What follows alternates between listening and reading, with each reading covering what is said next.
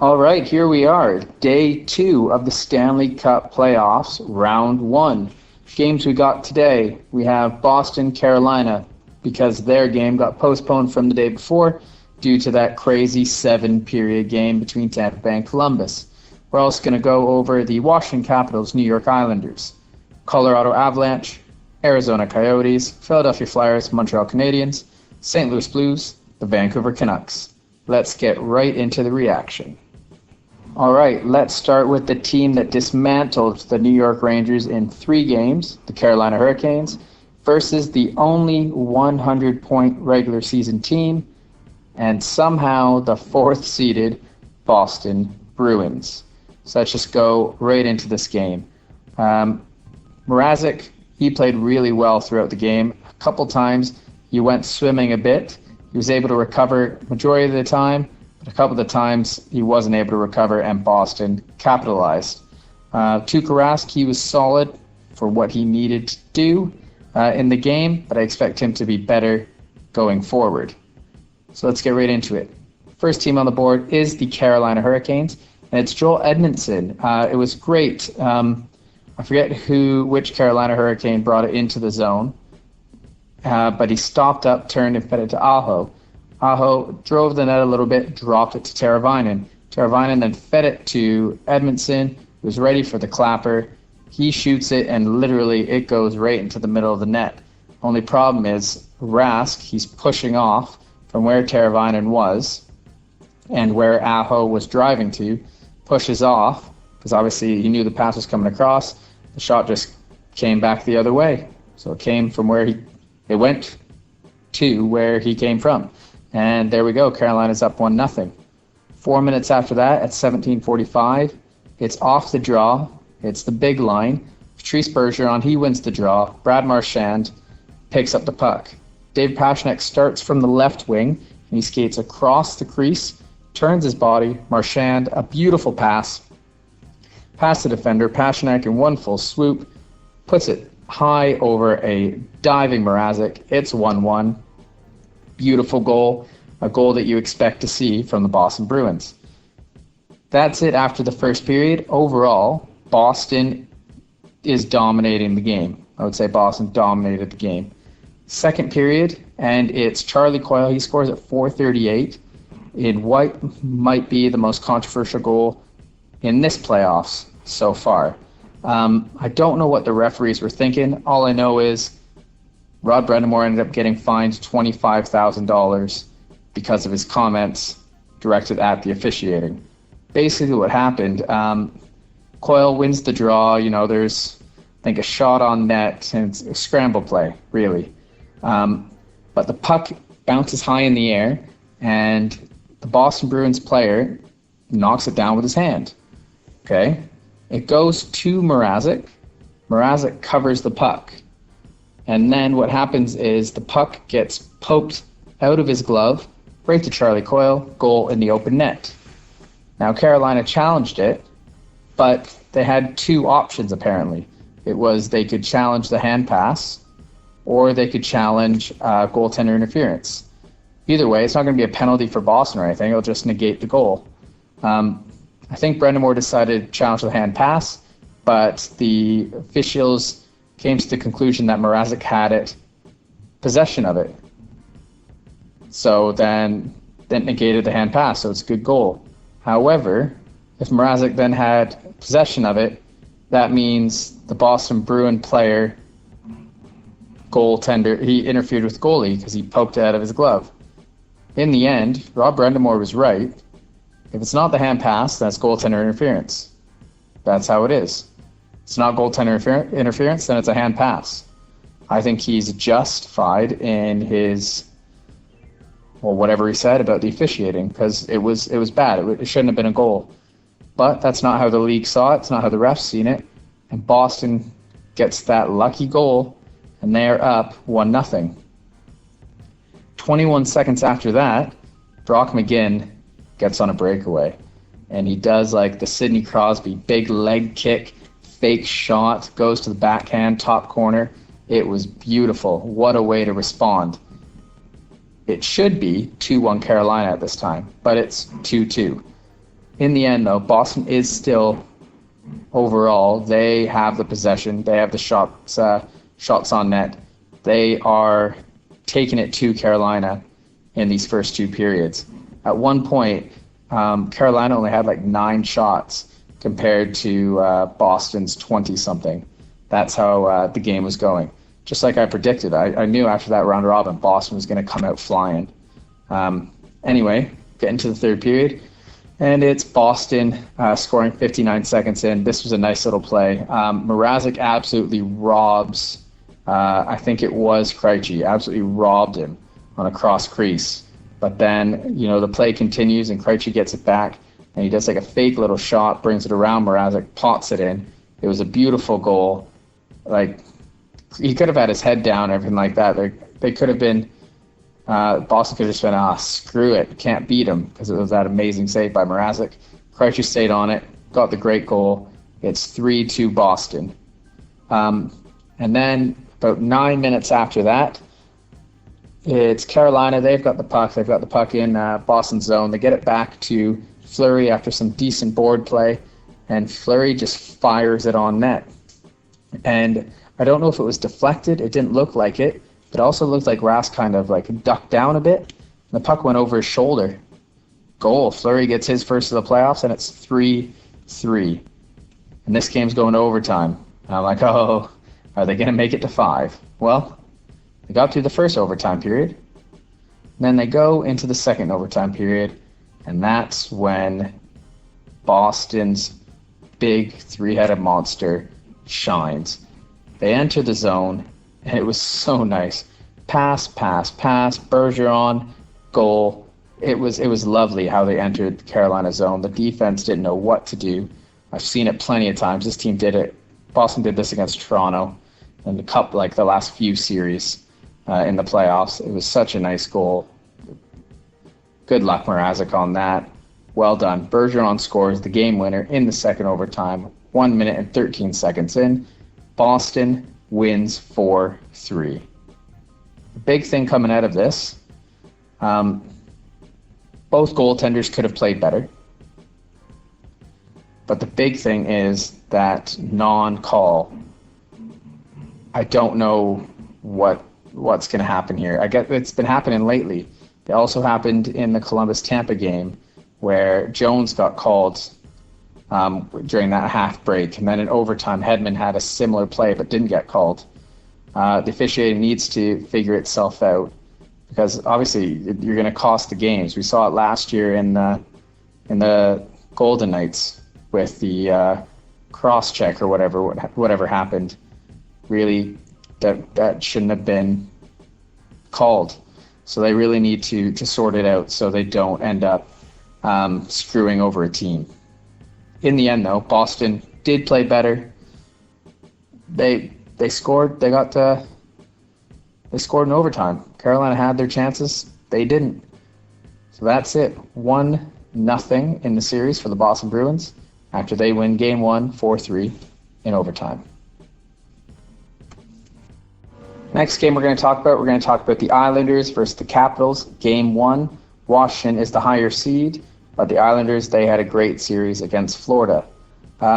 As this game starts, it doesn't end up playing as you expect. There's quite a bit of penalties right away, which is surprising because that's not the Islanders style hockey anyway. So that's how the first period and a bit really goes. And then we go into the second period, and it's Washington Capitals. They get on the board first. They get on the board through, what do you expect? Power play.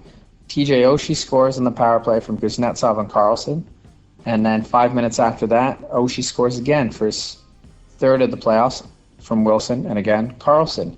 So Washington's up 2-0, and it's the penalty kill that's really impacting the Islanders here. You don't want the Capitals to get on the power play. And it's not even Ovi scoring from his spot. They've got so many lethal players on their team. You do not want to be down a man against this team. You want to be playing 5-on-5. Anyway, we keep going through the second period, and Eberle finally cuts the lead in half from Barzal at 18:57 to make it 2-1. Then we go into the third period, and the Islanders, I don't know what was said. I don't know what was said in the change room, but the Islanders come out, and it's Anders Lee. He scores 51 seconds in, tie it up 2-2. Then Capitals end up on the power play again, and you're like, oh no, here we go. It's going to be 3-2 Caps. But flip it. It's actually Josh Bailey who scores from Brock Nelson.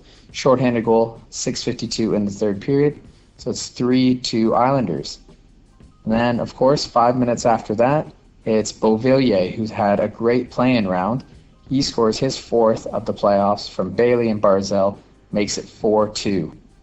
And then if you're going to give the Islanders a 2-goal lead, game's basically over, right? Well, when you give the Islanders a 3-2 lead, the game's basically over. And that's what they do. They shut it down the rest of the way. Semyon Varlamov for the Islanders, 24 saves on 26 shots. Braden Holtby, 23 on 27. And as I expected, the Islanders get a lead. They're going to win the game.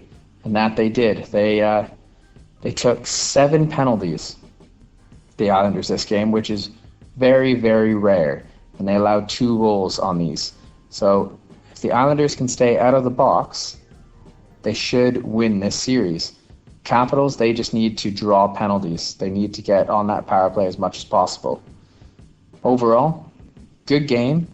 Islanders win 4-2 and take a 1-0 series lead. All right, this next game, this one's going to be pretty quick. It's a pretty straightforward game. So it's the Arizona Coyotes, 7th seed against the number 2 seed Colorado Avalanche. This game went as expected. As in Colorado, once they got the first goal, they just kept it on. And Arizona, they relied on Darcy Kuemper. Now, if this was a typical game and Arizona didn't play absolute crap, Darcy Kuemper gave them the opportunity to win. Okay, Kuemper made 37 saves. 37 saves. That should be enough for Arizona to win the game. He played outstanding. He kept them in it through the first period, second period. It was 0-0 going to 7 minutes left in the game. 0-0. By the way, Coyotes, 14 shots. 14 shots all game. All game, 14 shots. Colorado, 40 shots. So you can see who dominated play. And basically it was once it beat Kuemper, once it was 1-0, it was Coyotes heads down. Kuemper then just had a little rough spat. He still played great. He had a .925 save percentage and lost 3-0. This is basically what happened. 13:05 into the third period. Kadri gets on the board from a power play goal. He just puts one in from his spot in front of the net. It was a point shot. McKinnon had it. He fed it to Makar. Makar shot on net. Kadri scooped up that rebound. It just slipped through Kuemper, really. Just got through. He was devastated. The team was devastated. It's 1-0.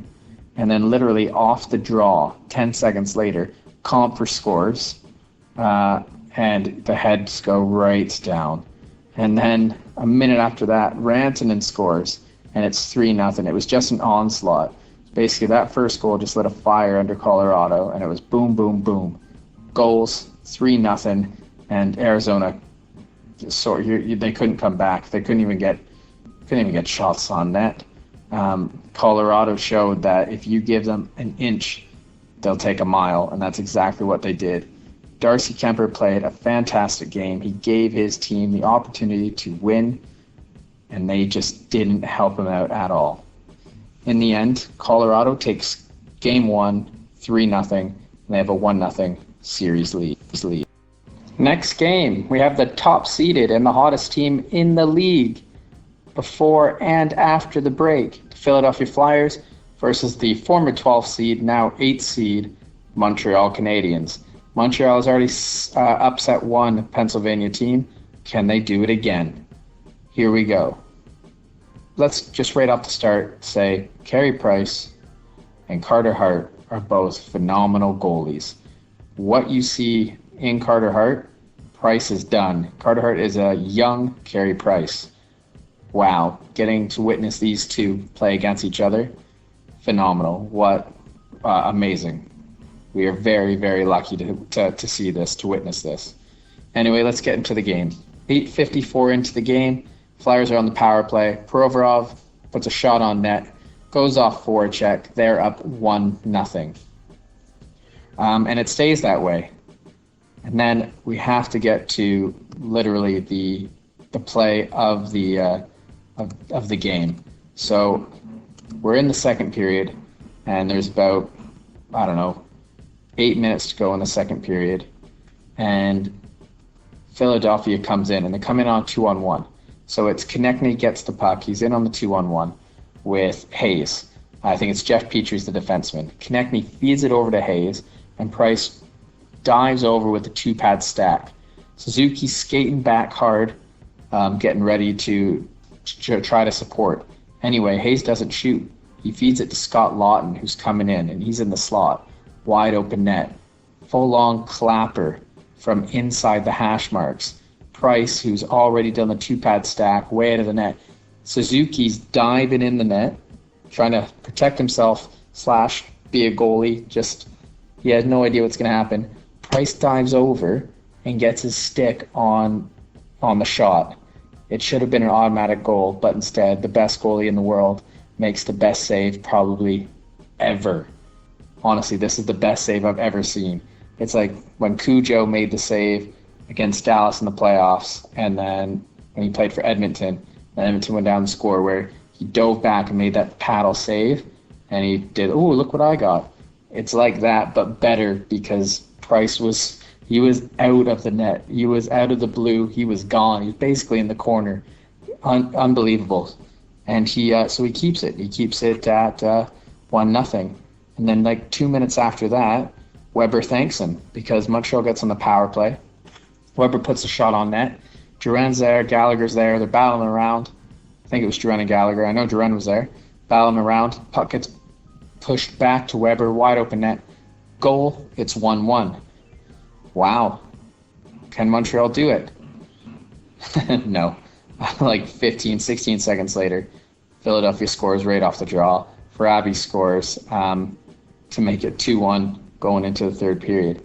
Third period, Montreal had their chances, but so did Philly. And then it got to the end of the game, and Suzuki gets the puck. He's on the right side. He gets the puck, fires it, and rings it off iron. Puck goes out, goes around, and that's the game. It could have went. We could have seen another overtime game, but the iron, it just stopped Suzuki, who had another great game. In the end, Philadelphia wins 2-1. They take a 1-0 series lead. But overall, this is the battle of the goaltenders. Price, 29 of 31, a .935 save percentage. Carter Hart, 27 of 28, .964 save percentage. This battle is about the goaltenders, and it's just going to get better and better. Okay, last game of the day. We have the Vancouver Canucks against the St. Louis Blues. Just to go over it quick, Vancouver didn't provide much. This game. In the end, it was they had 22 shot attempts, shots on goal, compared to St. Louis's 31. The only thing is, Vancouver were able to capitalize on their limited amount of shots and beat Jordan Binnington on some very nice plays. So let's get right into this. So first period, we have power play. 4:29 in, it's Bo Horvat from Hughes and Miller. Vancouver's up 1-0. And then we have like 12 minutes after that, it's a power play for St. Louis. And St. Louis gets on the board. It's David Perron from Shannon Pietrangelo. It's 1-1 after the first, both power play goals. Into the second period, 8 minutes into the second period, Vancouver's on the power play again, and this time it's Elias Pettersson with an absolute snipe. What a shot. Power play goal, his second of the playoffs. 2-1 Vancouver. A minute after that, St. Louis responds. This time it's not a power play, so the first 5-on-5 goal, and it's Jaden Schwartz. Really nice to see Jaden Schwartz get on the board here. His first goal of the playoffs. It's 2-2. going into the third period, and this is when things go great for Vancouver and great for Torrey Stetcher. So Torrey Stetcher picks up the puck just outside the blue line. He comes in, and he's just inside the blue line, and he shoots blocker side. It was a nice shot. I think Binnington would like it back, but it doesn't matter because it's the story that matters. Stetcher scores from Pearson and Besser. The big thing is he looked up, he yelled out, "This one's for you," or "This one's for you, Dad." He scores for his dad, and it's 3-2 Vancouver. Right now, he has the game-winning goal. He takes a one-goal lead for Vancouver. An amazing moment. Well done, Stetcher. It was great to see. 2.5 minutes after that, Bo Horvat goes, "Don't worry, we're going to make sure that's the game-winning goal." And he basically makes Dunn look like a fool. He comes over the blue line, and he brings the puck in close to his body. Dunn's fishing with his stick, drives him, beats him out wide. A nice shot to the blocker side. Kind of the same spot, just he's inside the hash marks at this time compared to Stetcher's. It was by the blue line. Anyway, beats Binnington. He gets his fourth of the playoffs, his second of the game. Horvat scores an unbelievable goal. Vancouver's up 4-2. And then the game, Vancouver holds tight. They do really well. They end up on the power play with they end up at the power play at the end of the game, and at 19:21, it's Miller. He's on the right side, so Binnington's glove side, and he fires the puck across to Besser. Besser fires it right back to him. Binnington's still traveling to where Besser was, and the puck's already flying back from where he came. Miller has a one-timer. Kind of basically hit the inside of the post and in. Unbelievable play, just firing those passes across. It's 5-2 Vancouver, and Vancouver takes this one. Vancouver wins 5-2. Torrey Stetcher, game-winning goal. Vancouver takes a 1-0 series lead. And there you have it. Day 2 done. Overall, great day. We had another set of overtime. Boston, Carolina. More controversy in that Charlie Coyle goal. So refereeing, I think they're going to be under a microscope even more. You had the Islanders shut down the Capitals. You had the battle of Price and Hart, veteran and rookie, or veteran and young guy. You had Colorado just given a little bit of light, and they just dominated Arizona. Arizona had Kemper playing unbelievable. I don't think there's a goalie who's been as good in the last 2 years than Darcy Kemper. If he plays like that, he gives Arizona a chance every single time. Arizona squandered that opportunity in Game 1. And then you had Torrey Stetcher getting the game-winning goal and Vancouver taking Game 1 against St. Louis. Great night. Great Day 2. Can't wait for Day 3. See you later. Don't forget to like, comment, and subscribe. Thanks for watching.